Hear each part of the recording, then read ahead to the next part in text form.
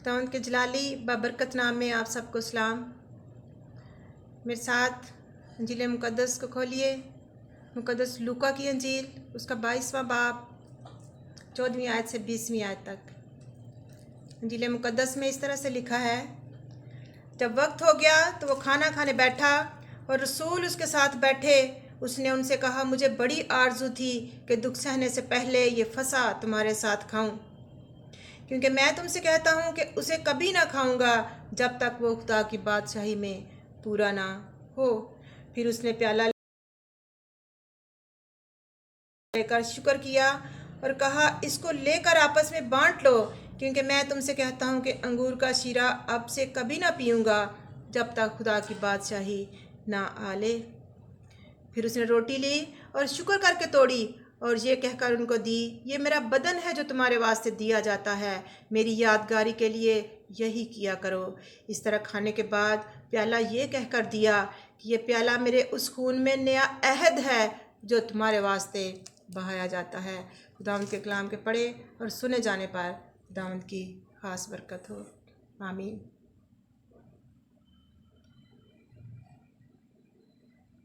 मेरे अजीज़ों, आपने मेरे साथ पार्ट 1 पार्ट 2 में साक्रामेंट की अहमियत, उसके मीनिंग्स, उसका बैकग्राउंड, साक्रामेंट की तादाद और तारीख से ये सीखा कि 2 ही साक्रामेंट कलीसिया 12 सदियों तक मानती आई और अमल में लाती रही है, और वही 2 साक्रामेंट शारबानी और बपतिस्मा जिनको खुदा यीशु मसीह ने मुकर्रर किया, तो कलीसिया के लिए फ़ज़ल और बरकत का वसीला है।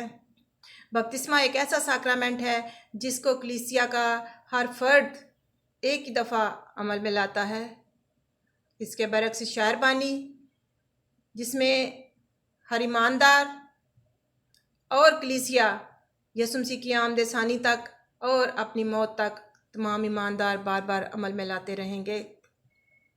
आज हम तफसील से शारबानी के साक्रामेंट को बाइबल में से सीखेंगे और 3 पार्ट में कम से कम इसको सीखेंगे। ये बहुत बड़ा टॉपिक है जिस पर हम एक ही 15 मिनट की वीडियो में इसको हम नहीं सीख सकते।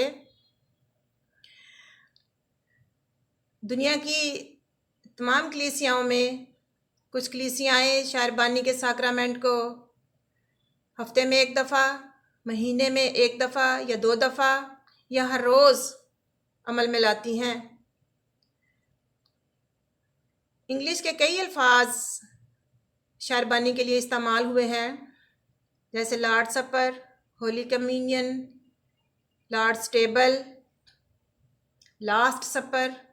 इसी तरह ग्रीक के भी कुछ अल्फाज हैं जो शारबानी के लिए इस्तेमाल हुए हैं, जिनमें पहला वर्ड है क्यूराकॉन डाइपेनान, जो पौलुस रसूल पहला करंथियों के 11वें बाब की 20वीं आयत में उन्होंने लिखा है। क्यूराकॉन का मतलब है खुदा का अपना, और डाइपेनान का मतलब है वो खाना जो यूनानी लोग बाद दोपहर तैयार करते और ख़ास तौर पर उसको शाम को खाते या रात को खाते।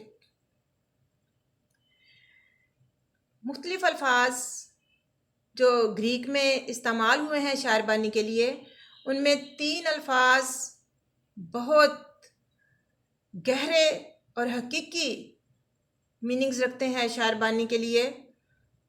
उनमें एनामनीसिस यादगारी के लिए, कोएनोनिया शारबानी शराकत है, शराकत के लिए, और यूखरिस्ट शारबानी शुक्रगुजारी है, इसके लिए इस्तेमाल हुआ है। और ये अल्फाज यीशु मसीह के बेमिसाल लाजवाल कफ़ारे को और उस पुरफजल और बाबरकत साक्रामेंट को जो हम मनाते हैं उसके गहरे मीनिंग्स अपने अंदर पिन्हा किए हुए और छुपाए हुए हैं। हम बारी बारी इन पर सीखेंगे। आज हम पहला वर्ड एनामनीसिस सीखेंगे। जब यीशु मसीह ने कहा मेरी यादगारी के लिए यही किया करो, तो उसका क्या मतलब था। एनामनीसिस का मतलब है यादगारी, मौत की यादगारी, मेमोरियल सर्विस, बार बार याद करना। एनामनीसिस के जो इंग्लिश में वर्ड के मीनिंग हैं वो है रिकलेक्शन, यादाश्त, मेमोरी, रिमेंबर करना, इन थॉट्स और सबकॉन्शियस, अपने शऊर में और अपनी सोच में रखना, आई कैमरा में रखना है। एक वर्ड है जो आखिरी है, वो है आई कैमरा, इन आई कैमरा। कि जिस तरह हमारी आंख जब किसी चीज़ को देखती है, किसी इमेज को देखती है, तो उसको हमारी आंख का कैमरा हमारे दिमाग में सेव कर देता है, हमारे दिल में उसकी याद सेव हो जाती है। इसी तरह खुदावंद ने ये हुक्म दिया कि मेरी याद जो है मेरी मौत की, मेरे फिदिये की, और वो अपना खून बहाकर जो मैंने फिदिया दिया है, जिस नजात को और जो गुनाह की माफ़ी दी है, उसको अपनी थॉट्स में, अपने इमेज में, अपने दिल में, अपनी यादाश्त में सेव रखें। दरअसल खुदावंद यीशु मसीह जब वो शारबानी को जिस ईद फसा में उन्होंने मुकर्रर किया, वो भी उस दिन एक यादगार ही मना रहे थे। ईद फसा का मकसद और मतलब यही था कि खुदा ने बनी इसराइल को मौजज़ाना मुदाखलत करके गुलामी के घर से, मुसीबत और मशक्क़त से उनको आज़ाद किया। और यीशु मसीह चाहते थे कि जिस तरह बनी इसराइल ईद फसा बड़े अज़्म से, खुशी से, खुदा के खौफ से, इज़्ज़त और एहतराम से मनाते हैं, इसी तरह मसीही ईमानदार शारबानी की, साक्रामेंट की इस पाक रस्म के तौर पर वो भी इसको बाकायदगी से ऐसे ही अमल में लाएं। जिस तरह ईद फसा के लिए वो बर्रा ज़बा करते, और बनी इसराइल की तमाम बाद की कुर्बानियाँ, ये सारी कुर्बानियाँ यीशु मसीह में आकर ख़त्म हो गई। ये सारी कुर्बानियाँ यीशु मसीह के जो हकीकी बर्रा था उसका अक्स थी। तो जो ईद फसा बनी इसराइल मनाते थे, शारबानी हकीकी ईद है। अगर वो अक्स थी तो ये हकीकी बर्रा और हकीकी फसा है, हकीकी ईद है जो हम मनाते हैं। मसीही लोग याद रखें जब वो इसमें शामिल होते हैं कि कैसे खुदा ने अपनी बेबयान कुदरत से यीशु मसीह को, रूल कुदस की कुदरत से उसका तजस्सुम हुआ, उसने दुख उठाया, मसलूब हुआ, मर गया और बड़ी कुदरत के साथ उसको ज़िंदा किया। मसीहियों ने यीशु मसीह के इस हुक्म को, इस यादगारी के वर्ड को उन्होंने बंद कमरों में, जेलों में, घरों में, ज़मींदोज़ कब्रिस्तान में, जब 250 साल तक कलीसिया ज़मींदोज़ कब्रों में रोम में कैद रही, कैदो बंद में उन्होंने शारबानी की इस यादगार और इस रस्म को अमल में लाया और इस साक्रामेंट को अदा किया। यानी ज़माना अमन और इज़हार सानी दोनों में कलीसिया इसको मानती और अमल में लाती रही। और खुदावंद यीशु मसीह जब ये कह रहे थे कि मेरी यादगारी के लिए यही किया करना, तो ये अल्फाज अपने अंदर बड़ा दर्द समोए हुए हैं और बला की नरमी से यीशु मसीह ने ये अल्फाज, आप इनको ग्रीक में पढ़ें तो ये ऐसी नरमी और ऐसी शफकत से भरे हुए अल्फाज हैं जिनका अल्फाज में बयान नहीं किया जा सकता। इसलिए इस यादगारी के लिए हमारी अपनी मर्जी नहीं है कि हम इसको मनाएं या ना मनाएं। ईद फसा में से शारबानी निकली, तो जो ईद फसा के लिए शराइत या बातें थी वो बराबर बराबर यीशु मसीह ने इसमें इस्तेमाल की। वो यादगार थी। खरूज का 12वां बाब आप पढ़े, वहाँ लिखा है, पहली बात तुम इसको यादगारी के तौर पर ईद मानना, ईद समझ कर मानना। यीशु मसीह ने भी कहा तुम इससे यादगार के तौर पर मानना, हुक्म है यहाँ भी।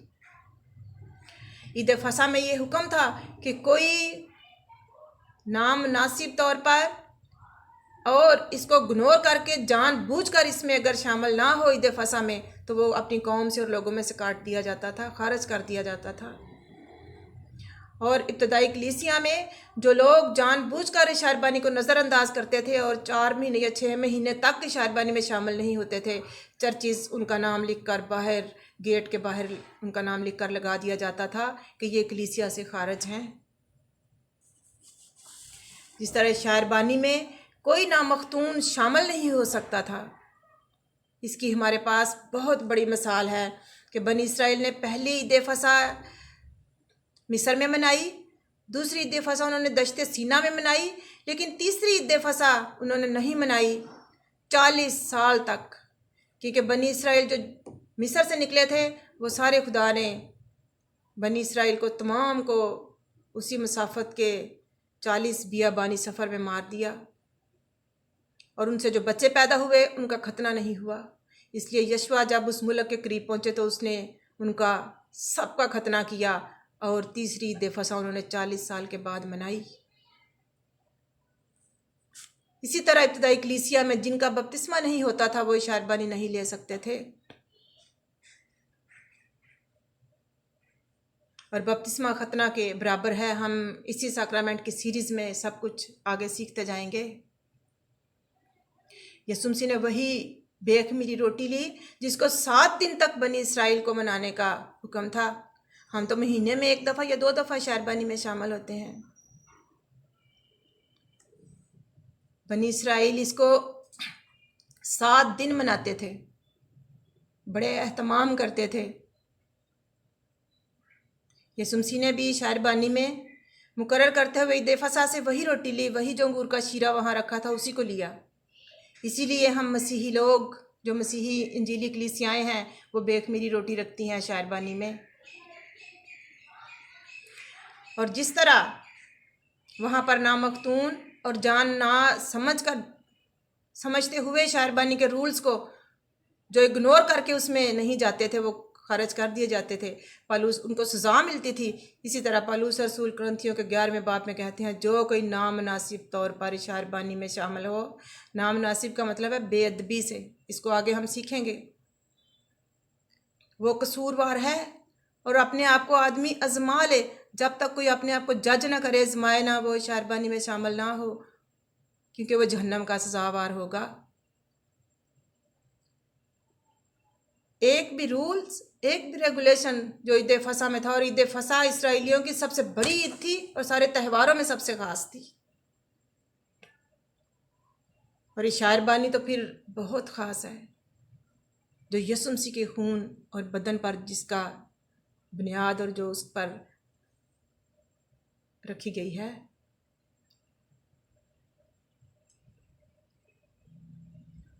बार बार यादगारी के तौर पर मानना, इसे मेरी यादगारी के तौर पर मानना, मेरी यादगारी में यही करते रहना जब तक मैं दोबारा ना आऊँ।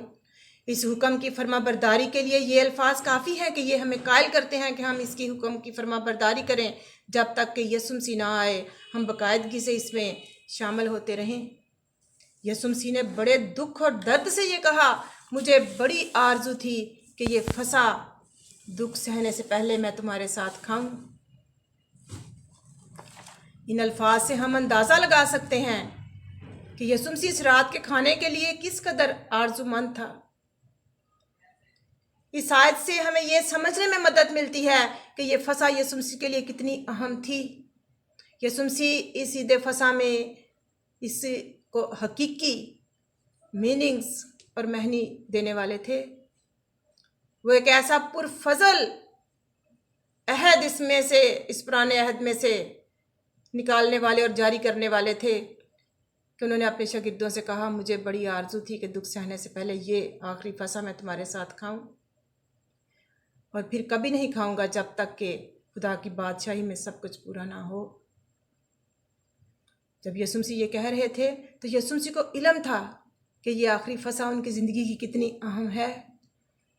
33 साल तक उन्होंने इसका इंतज़ार किया। उन्होंने बड़ी ईद फसह मनाई होंगी यीशु मसीह ने, अपने माँ बाप के साथ, अपने शागिर्दों के साथ भी। तीसरी फसह थी, लेकिन ये आखिरी फसह थी। इन अल्फाज में मुझे बड़ी आरजू थी, इन अल्फाज में बड़ी शिद्दत और बड़ा कमाल की ख्वाहिश का मफहूम पाया जाता है कि यीशु मसीह को किस कदर इश्तियाक था, उनकी किस कदर ये ख्वाहिश थी कि ईमानदार हर ज़माना में यीशु मसीह की मेज़ पर उसके साथ रफ़ाकत रखें। उसने शारबानी में ईद फसह से निकाल कर उसको नया नाम दिया, ये मेरा नया अहद है जो तुम्हारे लिए दिया जाता है, तुम्हारे लिए मुकर्रर किया जाता है। सारे अहद तो खुदा ही ने इंसान के साथ बांधे हैं। खुदा ने मुकद्दस इब्राहिम के साथ अहद बांधा, खुदा ने मुकद्दस नूह के साथ अहद बांधा, खुदा ने मुकद्दस मूसा के साथ अहद बांधा, और फिर खुदा के बेटे ने, खुदा की मोहब्बत ने, यीशु मसीह ने हमारे साथ अहद बांधा। इंसान क्या करता है? इंसान अपने इंसानों के अंदर जो अहद बांधे जाते हैं कमज़ोर होने के साथ, उनको तो पूरा नहीं कर सकता, लेकिन खुदावंद के अहद को पूरा करना, खुदावंद यीशु मसीह ने हुक्म दिया मेरी यादगारी के लिए ऐसे ही किया करो। हम अपनी बहुत सारी यादगारें मनाते हैं, शादी की एनिवर्सरी की, शादी के दिन की यादगार मनाते हैं, अपने बच्चों की, अपने अजीज़ो कारब की बर्थडे की, उनके जन्म के दिन की यादगार मनाते हैं, अपने अजीज़ो कारब की मौत की मेमोरियल सर्विस की शक्ल में उनकी मौत के दिन की यादगार मनाते हैं। बहुत सारे लोग बहुत सारा पैसा खर्च करते हैं, हज़ारों में लाखों में खर्च करते हैं, कीमती ड्रेसेस बनवाते हैं, लेकिन यीशु मसीह की यादगारी में हमें कुछ खर्च नहीं करना पड़ता, हमें कुछ एहतमाम नहीं करना पड़ता। बनी इस्राएल को खर्च करना पड़ता था, ईद फसा पर वो बर्रा लेते, गरीब होते तो 3-4 खानदान मिलकर लेते, वरना अकेला खानदान जो है वो लेता, अपने पलोठे बेटे के कंधों पर उसको लादते और उसको यरूशलेम तक लेकर जाते। बेखमीरी रोटियां हर रोज़ पकाते 7 दिन तक, शीरा अंगूर का रखते, हम तो एक घूंट पीते हैं, वो गिलासों के गिलास भर कर रखते थे और उस तरह पीते थे, और 7 दिन तक ऐसा करते। शायरबानी के लिए जिन इलाकों में हम रहते हैं और जिस चर्च को हम चलाते हैं, मैंने उधर कई लोगों को ये कहते सुना, भाई साहब अज शायरबान दा त्योहार है, और मैंने तो याद ही नहीं सी है, सन तो याद ही नहीं सी। यीशु मसीह ने कहा मेरी यादगारी के लिए, मेमोरी में, आई कैमरा में रखो, इसको थॉट्स में रखो। लोगों को अपने सारे दिन याद रह जाते हैं, अपनी यादगारियों के, जैसे मैंने बताया एनिवर्सरी के, मेमोरियल सर्विस के, बर्थडे के, सब याद रहते थे, सब यादगारें। इसीलिए मलाकी नबी की मार्फत उसके पहले बाब की 6 आयत में खुदावंद कहता है, बेटा अपने बाप की इज़्ज़त करता है, नौकर अपने आका का खौफ मानता है। अगर मैं बाप हूँ तो मेरी इज़्ज़त कहाँ है? अगर मैं आका हूँ तो मेरा खौफ कहाँ है? इब्तदाई कलीसिया शायरबानी को सूरज के निकलने से पहले चर्च में जाते थे 7 बजे। जिस संडे शायरबानी होती थी उस दिन वो खाना आकर खाते थे। खुदावंद के साक्रामेंट को, उसके अहद को, ये मेरे खून में नया अहद है। पुराना अहद तो बकरों के खून से बांधा गया, नया अहद खुदावंद यीशु मसीह के खून से, खुदा के बेटे के खून से बांधा गया। कभी किसी बकरे ने नहीं कहा मैंने तुम्हारे गुनाह उठा लिए। सिर्फ उसी के लिए जब यीशु मसीह ने बपतिस्मा लिया तो यूहन्ना ने पुकार कर कहा, ये खुदा का बर्रा है जो दुनिया के गुनाह उठा ले जाता है। यहूदी खुशी से ईद फसा मनाते थे, खुदावंद के खौफ से। और हम इस शायरबानी को अहद और सिर्फ रस्म समझकर नहीं, रस्म और अहद से ये कहीं बढ़कर है। ऐसे लोग जो निजात याफ्ता नहीं, जिनकी ज़िंदगी मुसलसल मसीह के साथ वफादारी से नहीं गुजरती, ऐसे लोग जो इस यादगार को रस्म से ज़्यादा नहीं मनाते, ऐसे लोग जो थोड़ी सी ज़िंदगी में मुसीबत आती है तो बाबियों के पास भाग जाते हैं, जादूगरों के पास जाते हैं, उनके आगे बकरे और मुर्ग चढ़ाते हैं। उनको जांडस हो जाए तो गले में लकड़ियां सूखी पहनते हैं, जो सूखेंगी तो उनका जांडस जो है वो ख़त्म हो जाएगा, और उसी हालत में शायरबानी लेने आ जाते हैं। खुदावंद यीशु मसीह के मेज़ के पास बेअदबी से आना। जब मलाकी नबी ये कहता है कि खुदावंद फरमाता है मेरी इज़्ज़त कहाँ है और मेरा खौफ कहाँ है, फिर भी कहते हो हमने तेरी तहकीर कैसे की है, तुमने मेरी मेज़ की तहकीर की है। 6-7वीं आयत पढ़े, ऐसे लिखा है। बनी इसराइल भी खुदावंद के लिए मेज़ तैयार करते थे, उसके ऊपर रोटियां रखते थे और पाक मेज़ कहलाती थी। उसी तरह की पाक मेज़ जिसके ऊपर शारबानी और शीरा रखा जाता है और ईमानदारों को उसमें शामिल किया जाता है। आगे हम कोइनोनिया में सीखेंगे कि किस तरह मसीही ईमानदार खुदा में शरीक होते हैं। और जब लोग इस शारबानी की मेज़ के करीब आते हैं, जितने ज़्यादा ईमान से वो उसमें शामिल होते हैं, उतनी ज़्यादा फजल की बरक़ात उनको मिलती हैं। बग़ैर रूल कुद्दस के दुआ और बग़ैर रूल कुद्दस से कलाम को सुनना और गैर निजात याफ्ता लोग यीशु मसीह के इस फिदिये और इसकी कुर्बानी को याद करने के लिए, उस उम्मीद को जो उसने हमें दी है कि वो एक दिन हमें लेने आएगा, हम ये शारबानी की मेज़ पर जाकर याद करते हैं। और वो लोग जो अपनी ज़मीनी यादगारें, खुदा ने मलाकी नबी की मार्फत कहा कि ज़मीनी बाप की इज़्ज़त है, ज़मीनी आका का खौफ है, और मैं खुदा जो बाप हूँ और जो आका हूँ, मेरी इज़्ज़त और मेरा खौफ कहाँ है। दुनिया के लिए वो वक्त इस ज़मीन पर इससे सख्त भारी, और मैं मेरे लिए पास वो अल्फाज नहीं है कहने के लिए कि जब creator stood before the creation as a criminal, यीशु मसीह अपनी मखलूक के खलक किए हुए लोगों के सामने एक मुजरम की तरह हाथ बांधे खड़ा था। God created this world by his word. Jesus is the word of God.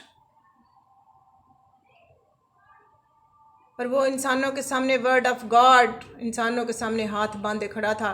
और लिखा है यसाया के 53वें बाब में कि उसकी शक्ल तमाम जहानों से ज़्यादा बिगाड़ दी, हर बशर से ज़्यादा यीशु मसीह की शक्ल बिगाड़ दी, उसका इमेज बिगाड़ दिया।